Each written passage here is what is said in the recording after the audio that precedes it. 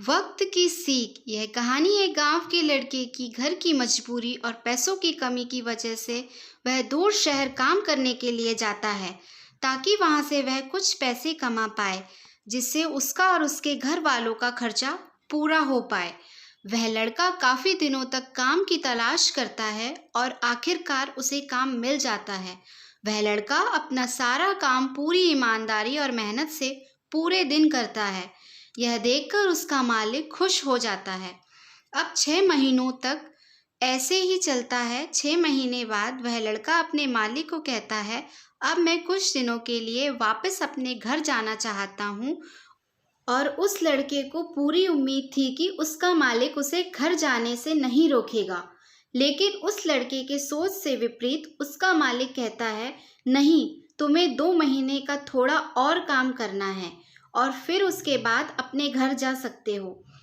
लड़के को थोड़ा गुस्सा आता है, लेकिन वह अपने गुस्से को शांत करके मालिक से पूछता है, बताइए मालिक, कौन सा काम है। उसका मालिक कहता है, हमें एक घर खरीदना है।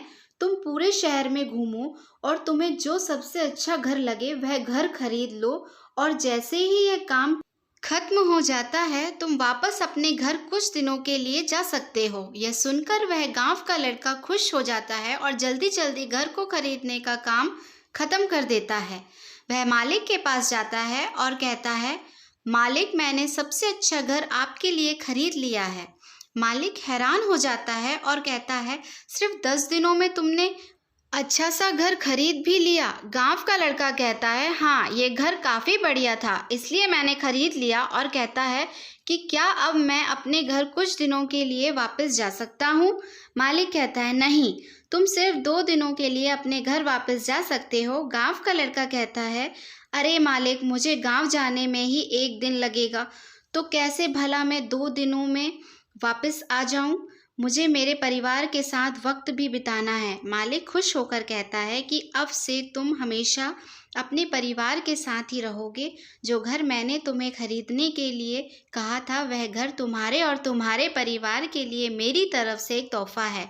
यह सुनकर वह गांव का लड़का खुश होने के बजाय मायूस हो जाता है और कहता है, अगर मालिक, आपने मुझे पहले कहा होता कि ये घर आप मेरे लिए खरीद रहे हो तो मैं थोड़ी और जानकारी प्राप्त करके इससे और अच्छा घर खरीदता। मालिक ने कहा, मैंने तुम्हें 2 महीने दिए थे और 10 दिन में खरीद कर तुमने तुम्हारा नुकसान किया है। इसी तरह जिंदगी में भी हमारे साथ यही होता है। कहानी में जो मालिक था वह असल में वक्त था, और हमेशा वक्त जाने के बाद कहता है कि अगर मुझे पता होता तो मैं इससे भी अच्छा कर देता। इसलिए आप अभी ज़िंदगी में जो भी कर रहे हो उसे पूरे जुनून और मेहनत के साथ कीजिए। क्या पता आप आज जो काम कर रहे हो वो आने वाले समय में आपकी ज़िंदगी बदल दे। आशा करती हूँ कि यह एक छोटी सी कहानी आपको पसंद आई होगी। इस कहानी पर आपकी क्या राय है हमें कमेंट करके ज़रूर बताएं। कहानी पसंद आई हो तो लाइक और शेयर ज़रूर कीजिए। चैनल पर नए हो तो सब्सक्राइब करना ना भूलें। कहानी सुनने के लिए बहुत बहुत धन्यवाद।